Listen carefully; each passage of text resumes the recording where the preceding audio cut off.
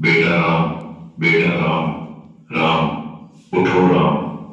हाँ हाँ, आप कौन हो? मैं मोहनदास करमचंद गांधी हूं।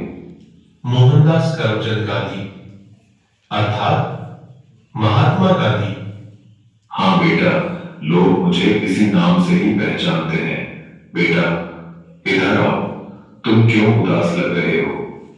बापू, बात यह है कि कल आजादी का पर्व है और मुझे कल स्कूल में उसके बारे में कुछ बोलना है, इसलिए। उसमें क्या बड़ी बात है, आजादी के बारे में कुछ बोल देना। लेकिन बापू, क्या सच में हम आजाद हुए हैं? तू ऐसा क्यों बोल रहा है? चलिए बापू, मैं आपको कुछ दिखाता हूं। देखिए बापू, उस घर में। मम्मी पापा, मुझ पर थोड़ा रहम करो प्लीज, मुझे आगे पढ़ने दीजिए। मैं आगे पढ़ना चाहती हूँ और डॉक्टर बनना चाहती हूँ। बस बेटा, आपने बहुत पढ़ लिया। हमारे समाज में लड़कियां इतना पढ़े यही बहुत बड़ी बात है। पढ़ना लिखना छोड़ो और अपनी शादी के बारे में सोचो। क्या मुझे पढ़ने लिखने की और मेरे सपने पूरे करने की भी आजादी नहीं मिलेगी? आइए बापू, उस घर में भी देखते हैं।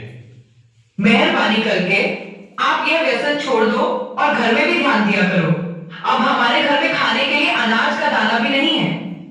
वह सब कुछ मुझे नहीं पता, बस मुझे पैसे दो। मेरा शरीर कांप रहा है और दिमाग काम नहीं कर रहा है। अब जल्दी पैसे दो, मुझे देर हो रही है।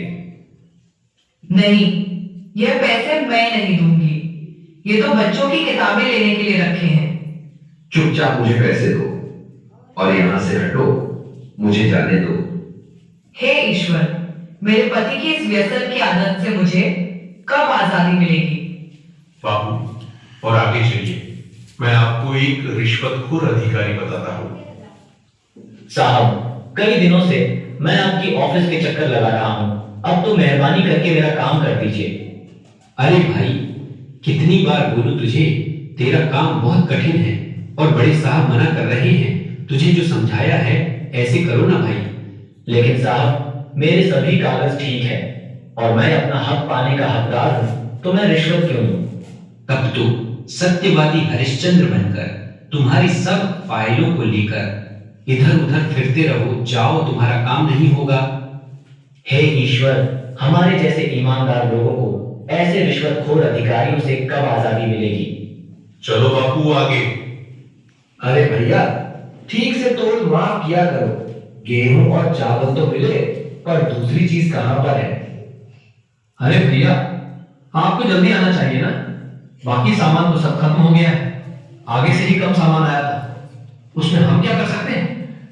आपने तो कल ही सामान देना शुरू किया है, तो खत्म कैसे हो सकता है? अरे यहाँ से निकलो भैया, और लोग भी लाइन में राह देख रहे हैं। आपको जो शिकायत है वह बड़े अधिकारी से जाकर करना। हे भगवान, हम गरीबों को ऐसे अनाज की तस्करी करने वाले लोगों से कब आजादी मिलेगी? देखा ना बापू आपने, क्या आपको लग रहा है कि सच में हमारा देश आजाद हुआ है? आज के समय में भी लड़कियों को पढ़ने की आजादी नहीं है। आज के समय में बहुत सारे लोग व्यसन के अधीन होकर अपने घर की जिम्मेदारी को भूल रहे हैं। यहाँ पर सरकारी अधिकारी भी रिश्वत लेकर अपना काम करते हैं। अनाज बेचने वाला भी अनाज की तस्करी करके गरीबों का अधिकार छीन रहे हैं। क्या हम सच में आजाद हुए हैं? देखनी है आजादी हर